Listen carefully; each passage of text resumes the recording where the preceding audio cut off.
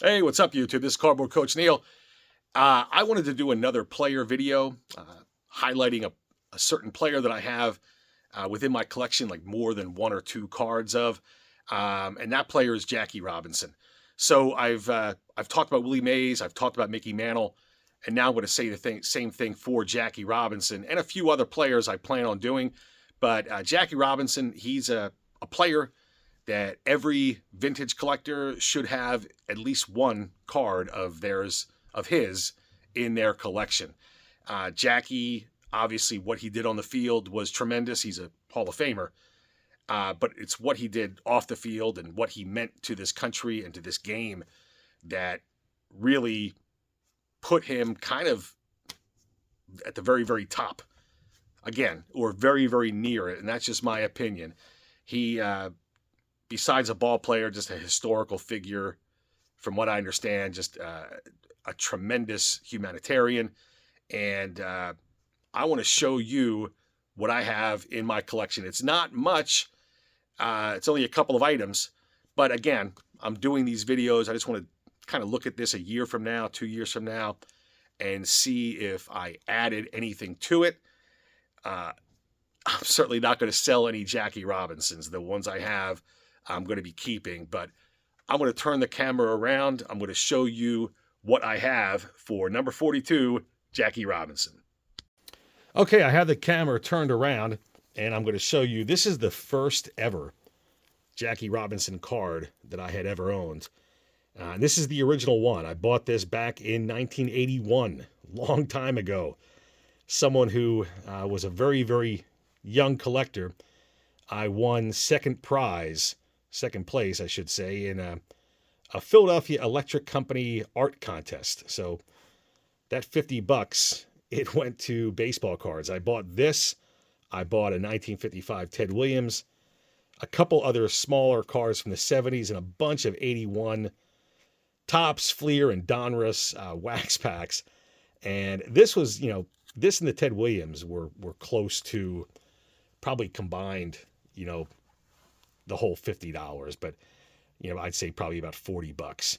So this was like the most expensive card, like one of them that I had bought. I forget how much this one was versus versus Ted Williams, but it was a lot of money. I think prior to that point, I probably spent $2-3 on a card, and this was a big purchase for me. But at the time, it's one of the first 4 cards I had ever submitted to PSA.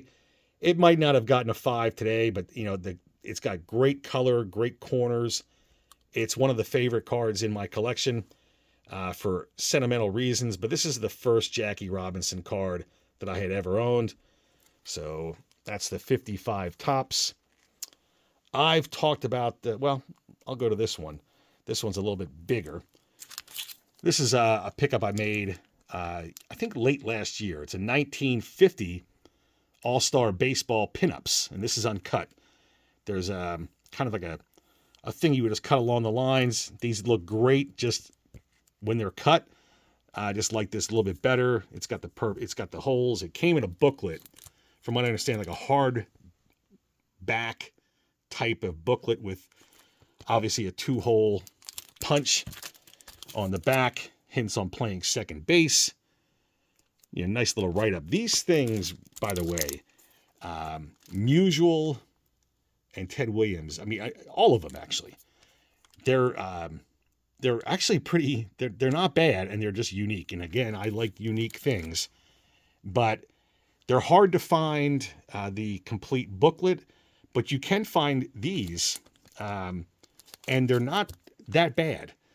They're just very, very cool. But the Williams and the Musial, from what I remember, they just really stand out. But this is about Jackie Robinson, and I just love that pose. There he is playing second base. He played everywhere. He played second base as probably his best position, but he started as a first baseman, played outfield, played third. I think the only position he didn't play, catcher, pitcher, and shortstop. But he played third, second, and first, and probably every position in the outfield at some point. But that's a 1950 All-Star Baseball uncut Jackie Robinson. I'll put that up here because it's a very, very oversized card. I know I've showed this one before. I think this is his best image from a mainstream issue, and that's the 1954 Topps Jackie Robinson. Real, real nice color on this. I've had this now for a number of years, and just a great, great card. Pretty well centered. It's got great color on his face. Again, sometimes with the 54 Topps, the black and white inset photo kind of gets a little bit chopped up in the printing with like white lines going through. This one's pretty clean.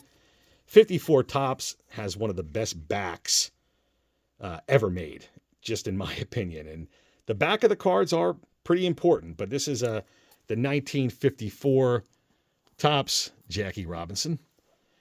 And this is one of my favorite cards because it is unique. 1950 to 56 JJK copy art postcard. This is a postcard back. As you can, there you go. You can kind of see that. They also came blank backed. So I do like this image. This is the same image that is used on his 1948 Old Gold Cigarette Premium, which is a great card. I wish I had one. There's a lot of Jackie cards. There's a lot of other cards I wish I had too, but what are you going to do? You know, you have what you have and enjoy what you have and you'll be fine. But these JJK copy arts, they were kind of, ordered by the Dodgers and by players, or I should say teams and players, to accommodate autograph requests. And this one is just a great image. I've seen a couple of these that are signed, and I remember seeing one years and years and years ago. Hemmed and hawed about buying it, woke up the next morning, and it was gone. So someone bought it. It was just a real, real nice card. But that's it. I have 4 Jackie Robinson items, and hopefully I can get a few more in the upcoming years. But there you have it. The 1955, the JJK copy art, the 54 Topps, and this biggin, the 1954 All-Star Baseball Jackie Robinson pinup. So that's about it. I appreciate you guys watching. Collect what you like. Buy what you can afford. You can't go wrong. And until next time, we will talk.